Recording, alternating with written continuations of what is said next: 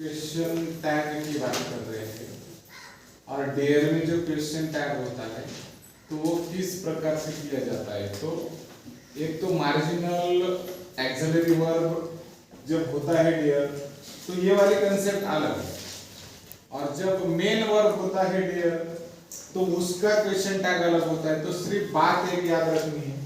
तो सर पहचानेंगे कैसे कि ये मार्जिनल एक्सिलरी वर्ब है और मेन वर्ब है।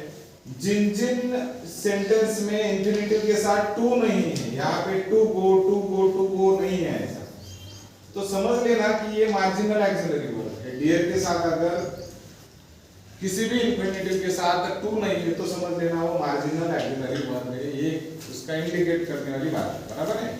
तो इसका क्वेश्चन टैग कैसे करेंगे? आई डियर नॉट देयर।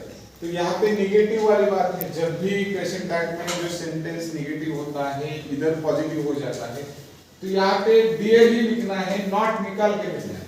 नॉट नहीं है तो डियर आई यहाँ पे लिखना है question mark. We dare not go there, हमें वी डियर नॉट टू नहीं है, सिर्फ we dare not go there, इसका मतलब है मार्जिनल एक्सिलरी वर्ब है। तो क्वेश्चन टैग करेंगे नॉट निकाल के डियर वी क्वेश्चन मार्क, बराबर। यहाँ पे क्वेश्चन मार्क है। उसी प्रकार से he dare not go there, यहाँ पे भी टू नहीं है तो यहाँ पे dare he. She dare not go there तो वहां पे dare she. It dare not go there, dare it. You dare not go there, dare you. और they dare not go there तो डियर दे। सिर्फ मार्जिनल एक्सिलरी वर्ब है कि नहीं ये पहचानने के लिए एक बात करनी है। सेंटेंस यहाँ के निगेटिव है तो नॉट निकाल के यहाँ पे लिखना है। ग्रीन वाला लक्ष्य दिख रहे कि हम नहीं लिख रहे, बराबर है। ये लिख के इधर वाले नाउन लिखने हैं, बराबर है। अब इसके बाद में आपको क्या करना है कि ये मेन वर्ब कैसे देखेंगे कि मेन वर्ब होता क्या है। जब भी इंफिनिटिव के साथ टू आ रहा है तो यहाँ पे देखिए सब जगह पे टू है कि नहीं, दिख रहा है आपको टू। तो टू को सभी जगह पे आ गया तो समझ लेना ये मेन वर्ब है। क्या है ये डेयर जो है वो डेयर क्या है, मेन वर्ब है। डेयर क्या है, मेन वर्ब है। कब बताएंगे? जब भी इंफिनिटिव के साथ टू आ जाएगा तो समझ लेना ये जो है वो मेन वर्ब का काम कर रहा है। किसका काम कर रहा है? किसका काम कर रहा है?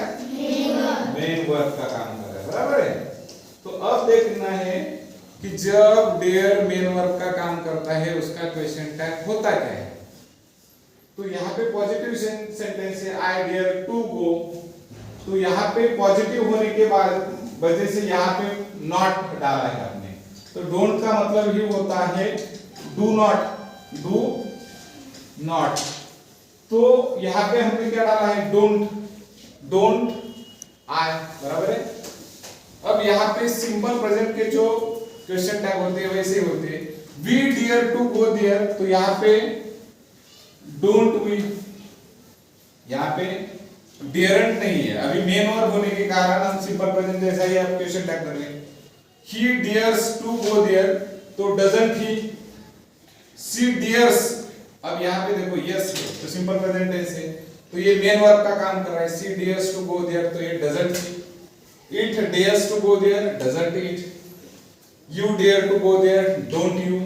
और they dare to go there, don't they. तो इस प्रकार से आप सेंटेंसेस को बना सकते हैं। तो समझ लेना जब मेन वर्ब के साथ डेयर आएगा उसमें टू होगा तो उसे हम क्या कर सिंपल प्रेजेंट जैसा उसका क्वेश्चन टैग करेंगे।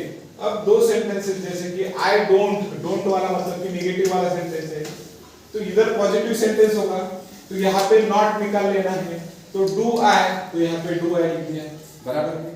और nobody will dare beat me, किसी की भी मुझे मारने की हिम्मत नहीं है। तो ये नोबडी इसका मतलब होता है कि ये सेंटेंस नेगेटिव है, नेगेटिव सेंटेंस। तो आपको यहाँ पे विल तो लिख दिया पर नोबडी के लिए क्या लिखा जाता है? तो नोबडी के लिए दे लिखा जाता है। क्या लिखा जाता है? दे लिखा जाता है। तो यहाँ पे विल लिख दिया हमने और नोबडी के लिए क्या लिख दिया? दे लिख दिया। तो ऑलवेज क्वेश्चन टैग करते वक्त नोबडी के लिए आपको क्या करना है? दे का इस्तेमाल करना है। तो इस प्रकार से क्वेश्चन टैग किया जाता है। जब marginal verb marginal axillary verb आएगा तो उसमें टू का इस्तेमाल नहीं होगा तो आपको क्वेश्चन टैग अलग टाइप से करना होगा। और जब जब डियर मेन वर्ब आएगा जिसमें टू होगा तो टू होने की वजह से उसका क्वेश्चन टैग अलग हो जाएगा।